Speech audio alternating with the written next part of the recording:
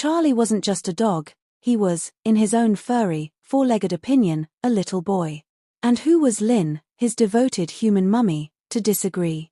After all, Charlie ruled the roost with an iron paw, or rather, a perpetually cute, slightly drooling face and a tongue that seemed to have a mind of its own, forever dangling out.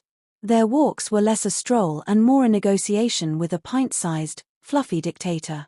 If Lynn dared to suggest a route less traveled, Charlie would perform his signature move, the cemented dog protest.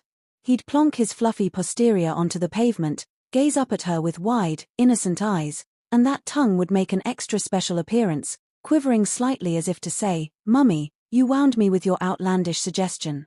If Lynn was feeling energetic and Charlie, well, wasn't, the same performance ensued. He'd sit, unmoving, a furry, stubborn statue, until Lynn, sighing dramatically, conceded defeat and turned them back towards home and the promise of a nap. Treat time was an Olympic sport of cuteness. When Charlie wanted a biscuit, he'd approach Lynn with a series of soft, rumbling growls that, to anyone else, sounded like a particularly grumpy badger.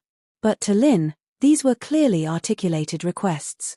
"Mummy, I want a treat," he'd gurgle, his face scrunched in a desperate plea, his ears flattened just so, and that rogue tongue lolling out for maximum effect. Lynn, bless her cotton socks, would coo, "Oh, my poor little boy. Of course, you can have a treat," as if Charlie had just delivered a Shakespearean monologue. The treat, of course, was always forthcoming.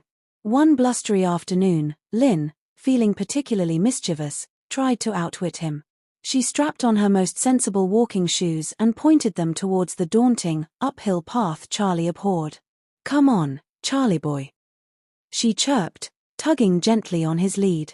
Charlie, sensing her defiance, immediately dropped into his cemented dog stance. Lynn, however, had a secret weapon, a squeaky toy in her pocket.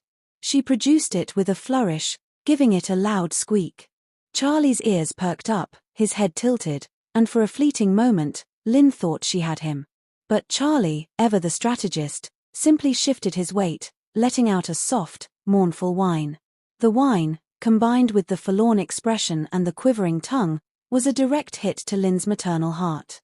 The toy dropped to the floor, forgotten, as Lynn scooped up her little boy, muttering about the cruel uphill climb and how unfair it was to a delicate constitution. So, Charlie continued his reign, a master manipulator of emotions, a furry embodiment of the saying, "You don't get what you deserve, you get what you negotiate." And Charlie's negotiations were always successful.